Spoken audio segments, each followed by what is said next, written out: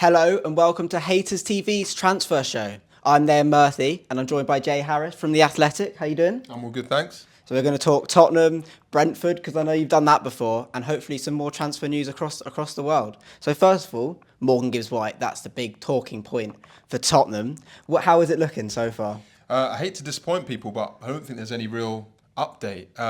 Obviously, that move sort of came out of the blue, got Spurs fans really excited. I don't think it's a position that Spurs actually desperately need.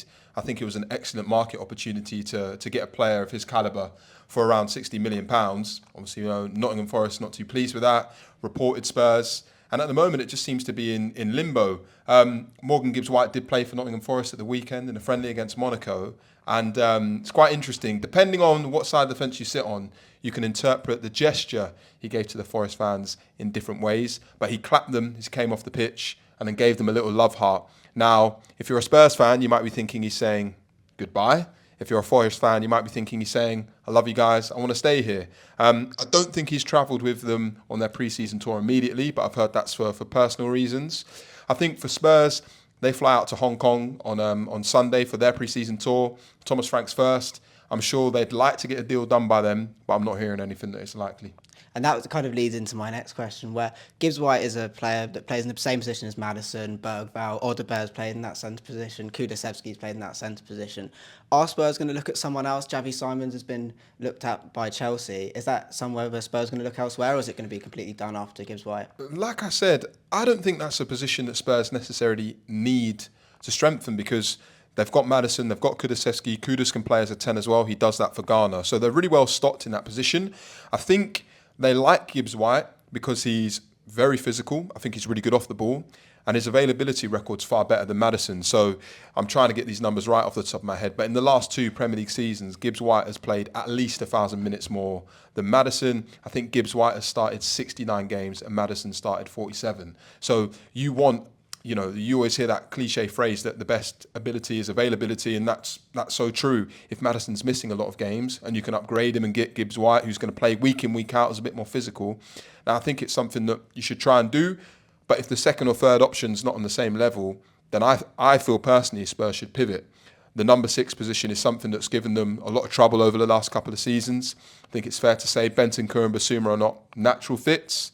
Archie Gray is someone who lots of people think can play there, but in his senior career, he's only played a handful of times in that role. He's mainly been centre-back, left-back or right-back. So if Spurs don't complete the deal for Gibbs-White, I think the smartest option for them would be to invest that money they would have spent on Gibbs-White on a number 6. Yeah, you wrote some pieces earlier in the year on Bentancur and Basuma. What do you think is going to happen with them? Are they going to stay? Is one of them going to go? Or are they both going to go? It's a really tricky situation with Bentancur and Basuma because they both performed okay sometimes last season. They had games where they were electric and they had games where neither of them performed particularly well. Bentancur had, the ban hanging over him for his comments that he made to Son last season. That impacted his season. I think he suffered 2 separate concussions. Basuma, there was that infamous game against Fulham where he got taken off at half-time and Postecoglou said that he lets games drift away from him, which felt like the end of his Spurs career. Then all of a sudden he has this renaissance on the way to winning the Europa League final. I think if I was in charge of Spurs, if I was Johan Lange, the sporting director, I'd probably look at Basuma as the one to move on and I'd look at Bentancur as the one to keep. I don't know if I want Bentancur to start every week as the number 6, but I might be reading too much into this, but I thought it was quite interesting that against Reading, the first pre-season friendly under Thomas Frank, they played in a bit of a 4-3-3, which we've seen with Postecoglou, but it was slightly different. He had 2 deeper lying midfielders, and he had one, Alfie Devine, in the first half, who pushed much higher up the pitch.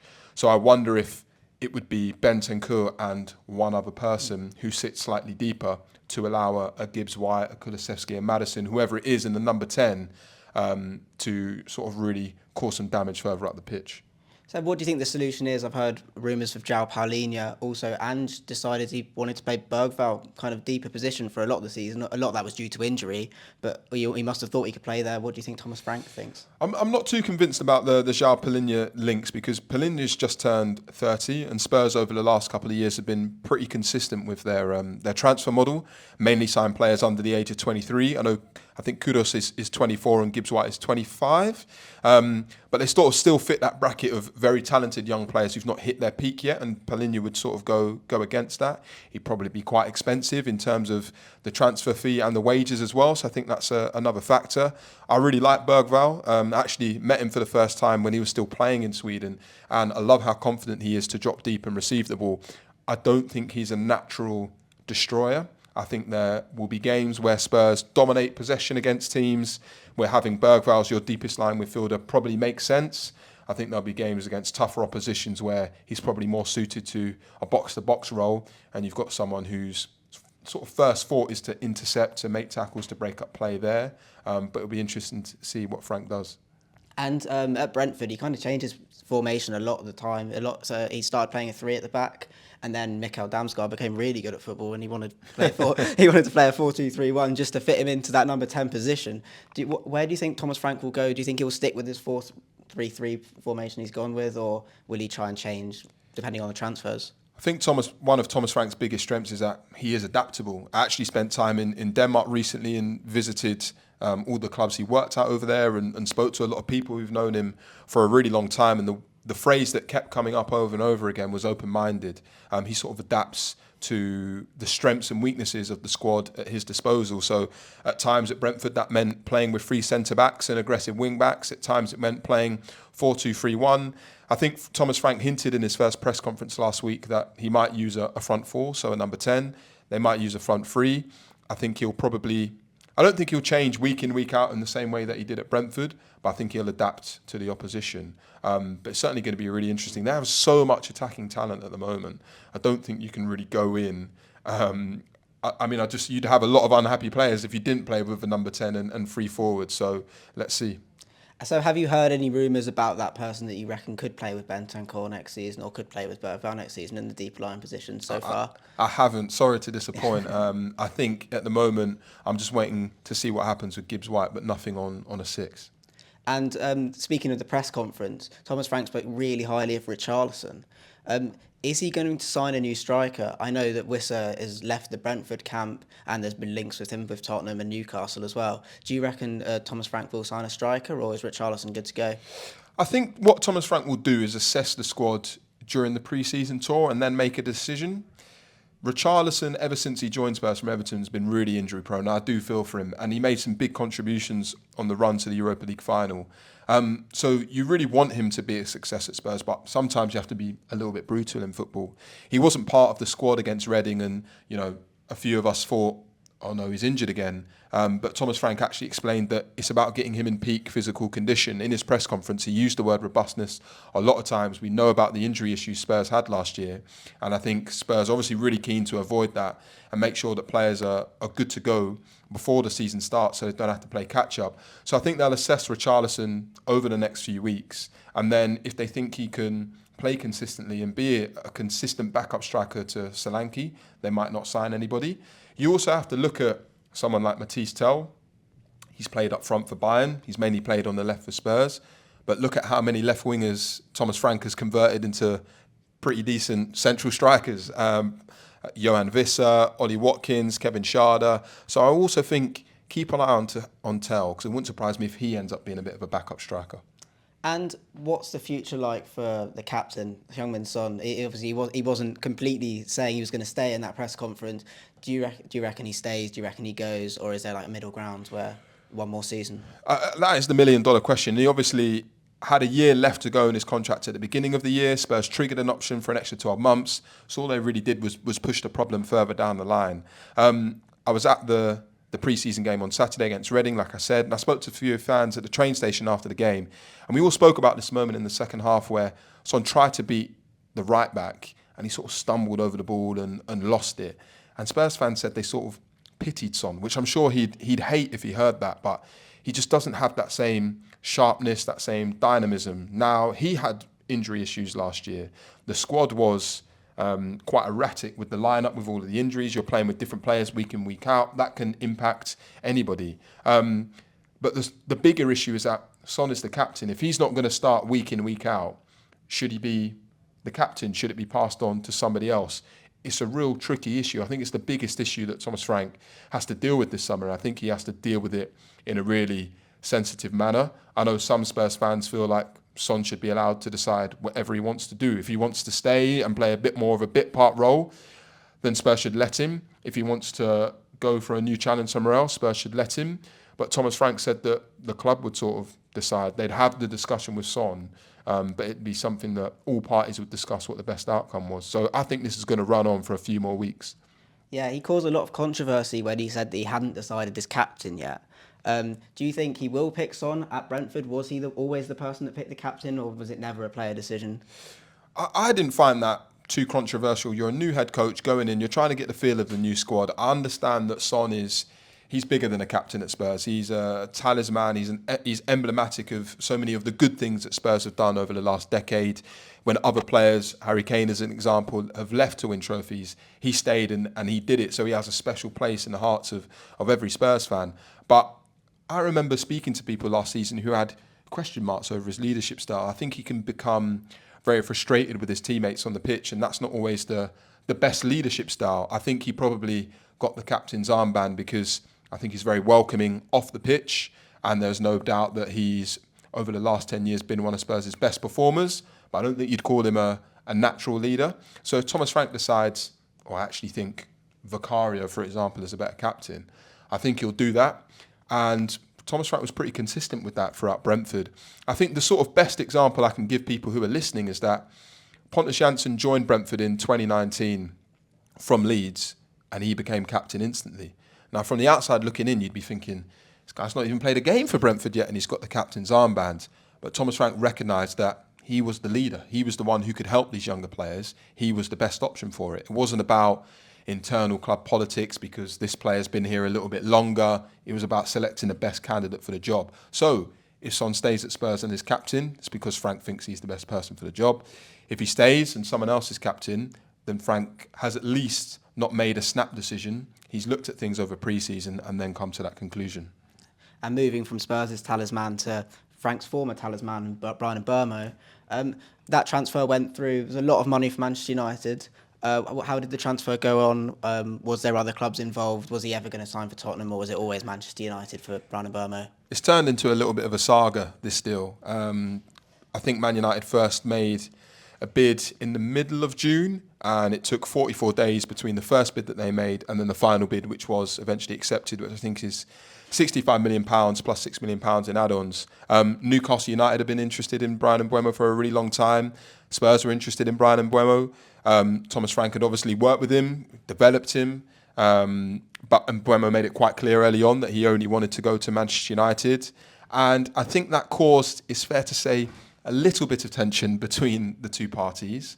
I think Man United thought because they were the leading candidate in the race, maybe the only candidate in the race because Mbeumo had made it clear his preference was to join them, that he should join for a cut price fee. Now, Brentford were never going to do that. Their previous club record sale was Ivan Toney last year when he went to Al Ahly, and that was £33.6 million.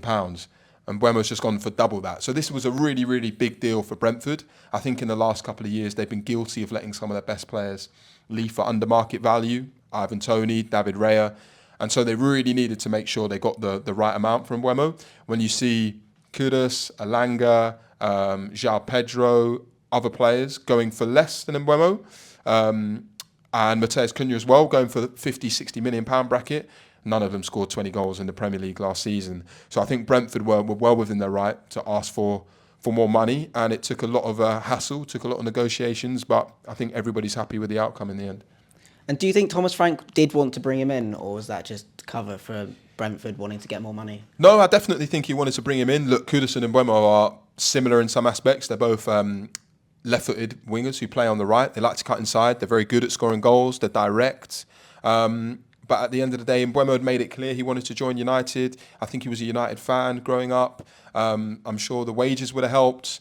And I'm sure also Frank probably would have been a little bit aware. It might not have been the best look if the club he'd spent, nearly a decade at, 7 as head coach, 2 years as an assistant coach, he went back and said, oh, by the way, I know I've left and taken a lot of the backroom stuff, but can I pinch your top goal scorer as well? So I think what happened was meant to be. And we've spoken a lot about attackers so far, and the only defensive player we spoke about was Palhinha and Bentancur Bissouma. But are Spurs going to look at defenders? Their defensive performances last season were pretty woeful over the course of the season. They brought in two defenders. Luka Viskovic played on the weekend. Is that all the cover they're going to bring in defence, or are they going to try and buy someone that's similar to Mickey van der Ven and Romero in terms of quality? They've got a lot of centre-backs at the moment, that's for sure. Van der Ven, Romero, Danso, Dragusin, Vuskovic, Takai. They've got Ashley Phillips as well. They've just sent Alfie Dorrington back on loan to Aberdeen. So some departures need to happen at Spurs this summer. I think the player they probably want to keep is Romero. He's obviously got 2 years left on his contract. There's been a lot of whispers about Atletico Madrid, but my colleague at The Athletic, Jack Pitt-Brook, reported last week that it seems like Atletico are moving targets and moving on from Romero. I think with the numbers that Spurs have at the moment, they're in a good position. They don't really need to buy any more centre-backs, especially if Romero stays. If Romero leaves, they probably need to bring in someone of requisite quality. I think what's more interesting is what happens to someone like Vuskovic, really highly rated, spent last year on loan with KBC Westerlo in Belgium, scored and got an assist at the weekend. But he's only 18. Like I said, you've got Dragusin, who's injured at the moment, Danso, Romero, Van der Ven, forgot to mention Ben Davies. These are senior internationals that want to play as many minutes as they can. Can you guarantee Vuskovic game time? I'm not too sure. Last year when Spurs were in the Europa League, it was a little bit easier to give those fringe players minutes. I think Mikey Moore, I know he plays in a different positions, probably in a similar bracket. You can't give these guys minutes for free in the Champions League in the same way that you can do with the Europa League. Is it better for their development to go somewhere else?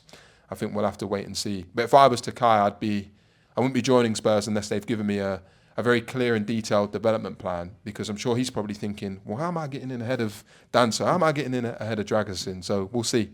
And do you think it's telling that last night the under-21s played, and a lot of the first team players that played in the first team played last night? Heung, who's supposed to be first team level, Lancashire played as well, and he scored on the weekend. Was it telling that Takai and Vuskovic didn't play in that game?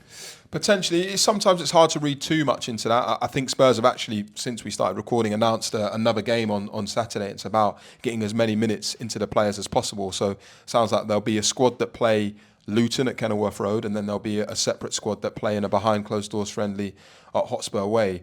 I think Heung is definitely an interesting one. He obviously spent last season on loan at QPR. He didn't come off the bench against Reading on the weekend. It wouldn't surprise me if he needs a little bit more time. You know, he's only been in the UK for 6 months. He still needs to adapt to the culture and the language. Expecting him to perform for Tottenham's first team straight away, especially when he's coming from the K-League, was always going to be a massive ask. He's someone who has been bought for his potential, not his current talent and quality right now. Lancashire spent the second half of last season on loan at West Brom, got a lot of game time, maybe didn't get as many goals as he would like. He's still very young as well. I think he's only 20. He might benefit from another year out on loan, and there's no shame in that whatsoever. Sometimes that's the best pathway for these players. So I think that's what will happen with those guys. And finally, is there any other bit of transfer news that Spurs will be looking out for? Any position that Spurs are looking out for that we haven't spoken about that Thomas Frank will want to bring in that maybe might be different to something Postecoglou did? Yeah, that's a good question. It's already happened, but keep an eye on Kinski and Vicario, because I think Kinski stylistically is a better profile for what Frank wants to do with his goalkeepers. I think he's far more similar to David Raya and Mark Flecken, who are his first choice goalkeepers at Brentford. I was having this discussion with one of my colleagues earlier, but it's fantastic that Jed Spence can play left back and right back, but it is still a risk going into a season where you only really have 3 fullbacks. It was interesting that at the weekend Ben Davies played at left back, so he was obviously converted under Postecoglou to a centre-back. Will Frank convert him back to a left-back? Ben Davies' head is probably spinning. We'll see. But otherwise, I think what people do need to remember and realise, Tottenham squad is good. That's not a dirty word. It's not a dirty thing to say that. They were decimated by injuries last season. They shouldn't have finished 17th. I feel confident in saying that won't happen again. The foundations of that squad are in a very good position. I don't think you need to completely rip it up and start afresh. I think it's about augmenting it with the right players. And the benefit of having a manager like Thomas Frank compared to Postecoglou is that Frank's adaptable. We've already said that. He's open-minded. Postecoglou had a very, very clear way of playing, and he needed very specific players to carry out the tactical and physical tasks. So I don't think that's the case with Thomas Frank as much. So I think whatever happens, Spurs can probably be a bit more flexible in the market than in the last 2 summers under Postecoglou. And whatever squad Frank is left with by the final day of the window, I think he'll do a good job. So it's kind of sounding like you don't think there's going to be much more business. No. I'm not saying there won't be business. I'm not. I'm sure there will be business, and I think compared to last season, Spurs' biggest signing was Dominic Solanke, and he didn't join until a week before their first game of the season, which I think was against Leicester City. They've already got Kudus in the building. If Forest hadn't made things so difficult, they would have had Gibbs, White and Kudus in the building before the pre-season tour. So I actually think Spurs have been a bit more proactive and a bit more bullish and aggressive in the transfer market than they've been in previous years. But when you compare it to what Chelsea, Liverpool, Arsenal, Manchester United have done, maybe it feels a little bit underwhelming. I think Spurs will still be active in the transfer market. I'm just saying that even if they don't get their first choice, their second choice, whoever they bring in, I think Frank will make a success of them. Well, thank you so much for your time, Jay. That's been the end of Tottenham transfer talk. This has been Jay Harris from The Athletic, and I'm Nair Murphy. HSTV is delighted to be working in partnership with Retro Football Manager, a fast-growing retro-themed football management app with over 120,000 active users. Dive into over 200-plus seasons, many with multiple divisions, and relive football history. You can manage the club you support and lead them to glory. Compete with other managers on individual and club leaderboards to find the very best online football managers. Pick any era, manage legendary teams and players, and lead your club to victory. It's absolutely fantastic. All the relevant info and download links are in the description below.